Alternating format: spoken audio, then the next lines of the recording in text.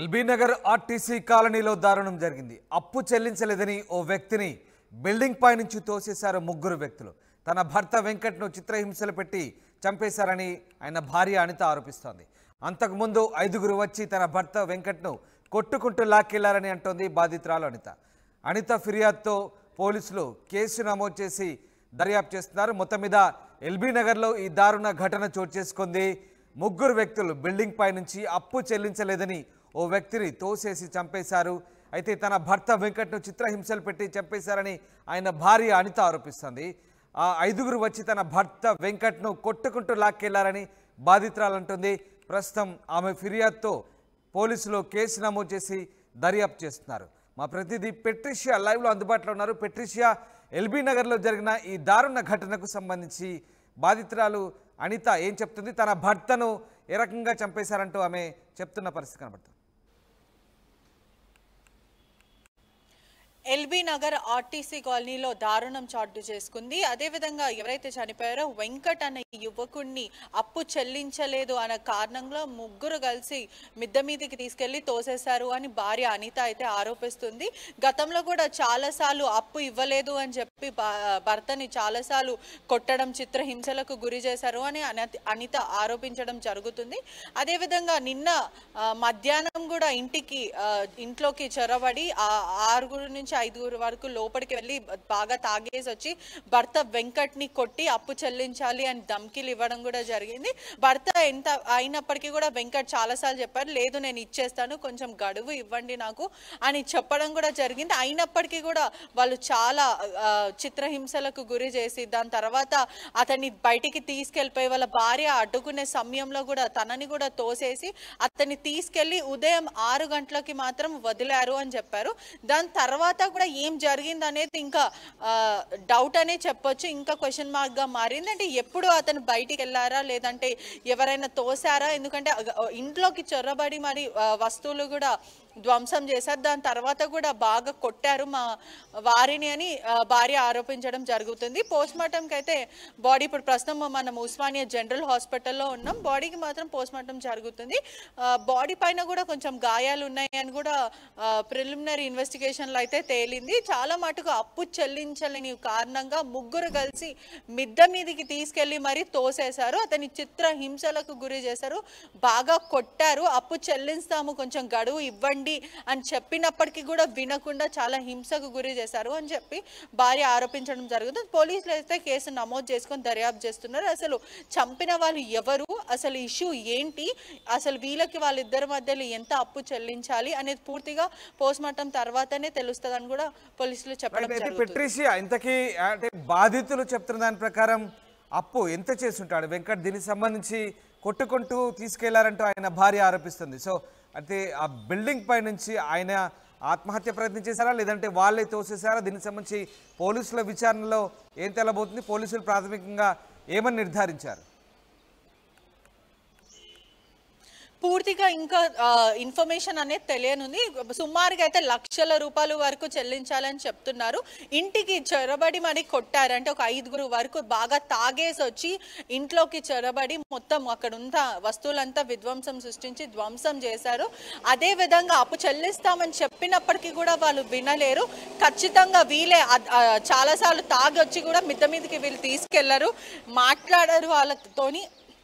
అతనితో మాట్లాడిన తర్వాత కూడా ఇస్తామని చెప్పిన తర్వాత కూడా ఏం జరిగిందో నాకు తెలియదు, నేను అడ్డుకునే ప్రయత్నంలో నన్ను తోసేశారు, నేను ఇంట్లో పడిపోయి ఉన్నాను, వీళ్ళు మాత్రం మా ఆయనని మిద్దపైకి తీసుకెళ్లారు, దాని తర్వాత వీళ్ళే తోసేశారని చెప్పి భార్య ఆరోపించడం జరిగింది. పోలీసులు అయితే పూర్తిగా ఇన్వెస్టిగేషన్ చేస్తున్నారు. అసలు ఏం జరిగింది, అక్కడ ఎవరైనా స్థానికులు ఉన్నారా ఆ టైంలో అనేది పూర్తిగా ఇన్వెస్టిగేషన్ చేస్తున్నారు. బాడీ మీద మాత్రం అయితే ఇంజురీస్ అయితే క్లియర్గా కనిపిస్తున్నాయని చెప్తున్నారు. రైట్ పెట్రిషియా, అంటే మృతుడి బంధువులు ప్రస్తుతం అక్కడ ఎవరైనా ఉన్నారా? మీరున్న చోట ఎవరైనా ఉంటే మాట్లాడించి ప్రయత్నం చేయండి. అలాగే ఈ ఘటనకు సంబంధించి ప్రస్తుతం మరి పోలీసులు ఎలాంటి స్టెప్ తీసుకుంటున్నారు? అంటే ఇప్పటికే బాధితురాలు ఇచ్చిన ఫిర్యాదు మేరకు కేసు అయితే నమోదు చేసినట్టుగా తెలుస్తుంది. సో ఫర్దర్గా పోలీస్ ఇన్వెస్టిగేషన్ ఏ యాంగిల్లో చేయబోతున్నారు? అక్కడ ఎవరైనా బాధితుల తరఫున ఉంటే మాట్లాడించి ప్రయత్నించండి.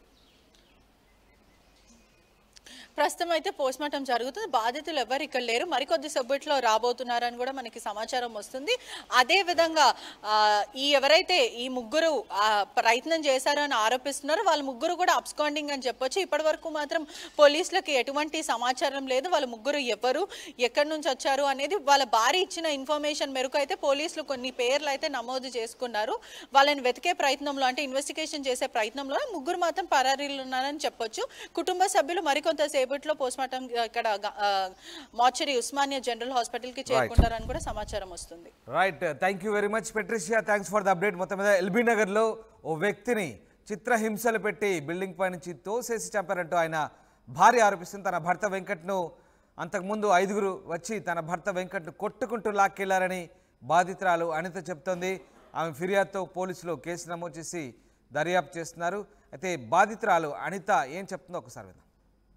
అక్కడ మొత్తుకుంటూ తిన్నా. ఇక్కడ రాఘవేంద్ర హోటల్, ఇక్కడ నేను రాఘవేంద్ర హోటల్లో షేర్ ఉంది, ముగ్గురు ఉన్నాం. అందులో నేను ఒకరిని చెప్పి నాకు పూర్తి డీటెయిల్స్ తెలియదు ఆయన గురించి.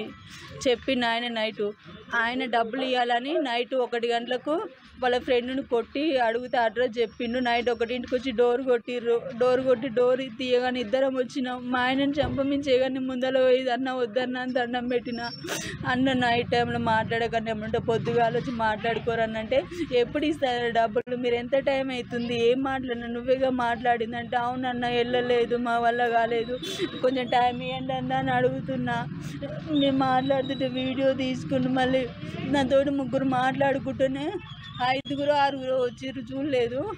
5గురు అయితే ఉంటారు ఖచ్చితంగా. మిగతా వాళ్ళు కిందికి తీసుకొని వచ్చిర్రు. మీరు ఎదురుగా కనిపించేసి అందులోకి తీసుకుపోయారు.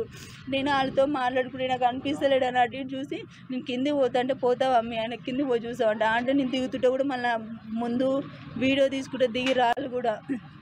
నేను వచ్చి చూస్తే నాకు ఇక్కడ ఎవడో కనిపిస్తలేడు. మళ్ళీ ఏం చేయాలో నైట్ 1:30, 2 అవుతుంది, ఎవరు లేరు, వీళ్ళే ఉన్నారు. మస్తు తాగిర్రు. ఒక ఆయనైతే ఆయనకంటే చిన్నదాన్ని పట్టుకొని ఆంటీ నువ్వు లోపలికి వెళ్ళు అంటుండు. అయితే ఇంటి పక్కలో లేచి ఒక తమ్ముడు ఉండే అక్క ఏడుస్తుంది ఎందుకంటారంటే నువ్వెవడిరా వెళ్ళు అని అందరిని తిట్టిండు. ఆలం కూడా అంకుల్ వాళ్ళతో మాట్లాడుకుంటా నిలబడ్డాడు. నైట్ 1ంటికి మధ్యాహ్నం పొద్దుగా నైట్ అట్లా అయినాక కిందికి తీసుకువచ్చినాక నేను మళ్ళీ పైకి పోయినా దొరకట్లేడని, ఏడ ఉండు కింద కనిపిస్తలేడని ఆడ బాల్కనీ నిలబడితే నా కళ్ళ సౌండ్ వస్తుంది. అలా ఫ్రెండ్ ఆయన ఇద్దరిని కొట్టిర్రు తెలియదు, సౌండ్ వస్తుంటే నేను మళ్ళీ కిందికి కురుకొచ్చిన. వచ్చేలో మళ్ళీ వీడ కోళ్ళ స్టాండ్ దగ్గర తీసుకొని వచ్చిర్రు. మాట్లాడుతుంటే అరే నీ పిల్లని పైకి పొమ్మనిరా, మీ ఆమెను పైకి పొమ్మని, నీతో మాట్లాడాలి ఉంటే కొడతానరా అని చెప్తుర్రు. ఓ బుజ్జి పైకి అని చెప్పిండు. ఆయన ఇంత జుట్టు లేకపోతే అది పెట్టుకుంటే మొత్తం ఊడవి కొట్టి అని తీసుకొచ్చి ఓనర్ అంకుల్ వాళ్ళు పబ్లిక్ అందరు చూస్తుంటే అందరు ముందుట తీసి జోకర్ చూడండి నాది దాన్ని చంపల మించి కొట్టుకుంటా అవమానించిర్రు. డబ్బులు ఇవ్వాలని ఎంతో తెలియదు నాకు. చిన్నదేలే నేను చూసుకుంటా నువ్వేం భయపడు తెలియదు నాకు, చూసుకుంటాలే అని చెప్పిండు. అప్పుడు నేను ఎవరికి ఫోన్ చేద్దాం, ఫోన్ ఉంచలే మా దగ్గర, ఎవరిని అడగలేదు. నైట్ 1ంటికి స్టార్ట్ చేసి తెల్లవారున 4:30కు పోరంగబో మీ ఆవిడ వెయిట్ చేస్తుంది పో, మీ ఈడ ఉంటాం కావాలే ఉంటాం, నువ్వు పొద్దుగాల వచ్చిందా కానీ ఈడనే ఎన్నో కూర్చున్నారు అని ఇంట్లోకి వచ్చిండు. కరెక్ట్ 6 గంటలకు వచ్చి మళ్ళీ డోర్ కొట్టి తీసి వాళ్ళ ఫ్రెండ్ ప్రవీణ్ వచ్చిండు. ఇంకా ఆయన పేరు అడిగితే చెప్పిండు మల్లేష్ అని. నవీన్ వాళ్ళ ఫ్రెండు వచ్చి తీసుకొని పోయారు ఇద్దరు. 1:30, 2 గంటల మధ్యలో మళ్ళీ తీసుకొచ్చిర్రు ఫోన్ చేయంగా. అప్పటికి నేను చెప్పిన మా ఇంటికి ఫోన్ చేసి మా అత్తకు ఫోన్ చేసి చెప్తే మేమేం వస్తున్నాం ఏం భయపడకాలి, ఎవరో ఇచ్చేటోళ్ళకి మేము ఇస్తామని చెప్పాను, ఏమనొద్దని చెప్పిర్రు. ఇంటికి ఫోన్ చేసి చెప్పినాక ఆయన కూడా మా అమ్మలో ఫోన్ చేసి చెప్తే ఇంత పని చేసుకుంటే కాడ ఏడ ఉంటే ఇప్పటికిప్పుడు ₹1,00,000 అడుగుతా అంటే మేము వస్తున్నాం ఎట్లో అట్లా చూస్తాం ఆగరు తెస్తున్నాం అని చెప్పారు. వాళ్ళతో కూడా మా అక్క వాళ్ళతో కూడా మాట్లాడే నెంబర్ కూడా ఉంది. ఫోన్ చేసి మాట్లాడి చెప్పింది మా చెల్లె వాళ్ళని ఏమన్నా మేము తెస్తున్నాం అని. 2:30కి అట్లా తీసుకొని వచ్చి మా ఇంట్లో కూర్చున్నారు. వచ్చి మళ్ళీ వాళ్ళని తీసుకొచ్చిన వాళ్ళెవరంటే నవీనే పంపించిండు వాళ్ళని అని చెప్పిండు. మళ్ళీ చెప్పినాక ఏం కావాలి మళ్ళీ పోట్లేరు ఏంటంటే పైసలు ₹1,00,000 ఇస్తేనే ఫోన్ ఇస్తారంట, లేకపోతే మళ్ళీ ఫోన్ ఇయ్యరంట అని చెప్పిర్రు. అయితే మాకు ఇక్కడ ఎవరు తెలియదు, మొన్ననే వచ్చినాం జనవరి 1కి ఇడికి నల్గొండ. నేను చదువుకుంటున్నా. ఆయన ఇంత ముందుకు డ్రైవింగ్ పోయేది పార్ట్ టైం. ఇప్పుడు 1 మంత్ వాటర్ ప్యూరిఫై హ్యావెన్స్ దాంట్లో సరూర్ నగర్ దాంట్లో చేస్తున్నా అని చెప్పిండు. వెంకట్ కుమార్. పొద్దుగాల తీసుకెళ్ళి 1:30-2 గంటలప్పుడు వచ్చిర్రు. వచ్చి ఇంట్లో కూర్చొని ఫోన్ మాట్లాడిపించి ఇప్పుడు పైసలు వస్తే మిమ్మల్ని పంపిస్తాను లేకపోతే పంపించాము అని చెప్పిర్రు. అంకుల్ వాళ్ళు ఉండి ఇట్లా గొడవలు అయితే ఫ్యామిలీలు ఉండదు, గలీజ్గా ఉంటుంది అమ్మ, మాకు ఇట్లా వద్దు అని చెప్తే సరే ఆంటీ ఖాళీ చేస్తామని లగేజ్ మొత్తం ప్యాక్ చేసుకున్నాం. మా అక్క వాళ్ళకి ఫోన్ చేస్తే వస్తున్నాం అని చెప్పిర్రు. వాళ్ళు వచ్చేసరి టైం పడుతుంది, మనమే పోదాం పారే అని చెప్తే బస్సుకి అయితే పోదాం పర్ మేము ఆడ అడిగిస్తామని చెప్తే మమ్మల్ని ఇద్దరిని పంపిన మీ నమ్మకం లేదు మీ ఇద్దరు పోతుంటే ఎవరైనా రారన్న మీరు రానని నవీన్తో ఫోన్ మాట్లాడితే మాకేం పని లేదు మీ చుట్టూ తిరగడానికి, రోజు మేము రాము పోరి రామంటే మమ్మల్ని ఓనిస్తలేరు, మరి డబ్బులు ఎట్లా వస్తాయన్నా మీకు అని చెప్పినాం. అయితే ఆడిద్దరు వచ్చినారని చెప్పిన వాళ్ళు మేము కార్ అయితే వస్తామని చెప్పిర్రు. కార్లో బస్సు కిరాయికి పైసలు లేవన్నా, కారు 4,000 మా వల్ల కావని చెప్పిన. ఈయనేమో ఆడికి పోయినాక ఇస్తాం మీరు పెట్టుకోరు అంటే ఆడికి పోయినాక లేకపోతే మళ్ళీ ఇటనే అంటారు వద్దులు ఇవ్వన్నా మా దగ్గర అని చెప్పగానే అని ఇట్లా ఎయిట్ కాదని తీసుకురారా అన్నాడు. మళ్ళీ నేను ఏడ్చుకుంటూ బయటకు ఉరికొచ్చి చేతి పట్టుకుంటే చేయొదులు నేను మాట్లాడితే బాగుండదు, నేను చేయేస్తే గలీజ్గా ఉంటుంది, అది నేను చేయేస్తే లేపుతుంది అని చెప్పిండు. అందులోనూ ఓనర్ అంకుల్ వాళ్ళు కూడా అందరూ వచ్చి అమ్మాయి ఏడుస్తుంది మళ్ళీ ఏందని మాట్లాడినాక నేను మా అక్క ఫోన్ చేసి చెప్పిన, అక్క 4,000 ఇస్తే కార్లో వస్తాను లేకపోతే రానట్టురు అంటే అన్ని డబ్బులు లేవు, బస్సుకు మేమే వస్తున్నా ఉండను మీరు అని చెప్పారు. అన్న మీ డబ్బులు ఇచ్చి అంకుల్ వాళ్ళకు కూడా కిరాయి డబ్బులు ఇవ్వాలి, ఇచ్చి పోదామని లగేజ్ చదువుకొని పెట్టుకొని కూర్చున్నవాడ. సాయంత్రం అవుతుందని కిందికి పోయినారు. అదంతా అయినాక వాళ్ళు వస్తున్నారని చెప్పినాక ఇదంతా అయినాక కిందికి పోయి ఏదో ఎవరి భోజనం తీసుకొచ్చిర్రు వాళ్ళే. పొద్దుగాల నుంచి నైట్ నుంచి ఆమె ఏం తినలేదు అంటే ఆడబెట్టిరారా తింటారు ఆడబెట్టిరా అంటే తినదన్నని తినిపించి వస్తా కానీ కలిపిండు. నాకు వద్దు అని చెప్పిన ఆ ముద్ద అట్లనే పెట్టి బాత్రూంలో పోయి చేయి కడుక్కుంటే నీకు కావాలంతసేపు కూర్చోరా, మాకు నిద్ర వస్తుంది, తెల్లవారు నీతోటే ఉండి పొద్దుకులు మాకు నిద్ర వస్తుంది రారంటే చెప్పిన. బావ వద్దు బావ, అమ్మోళ్ళు వచ్చినాక మాట్లాడతాం కదా, మళ్ళీ ఇప్పుడు ఎందుకు తీసుకుపోయారు ఎంతసేపు అంటే ఏమన్నారంట మాట్లాడతారంటలే ఏం వేడవకు వస్తా అని చెప్పి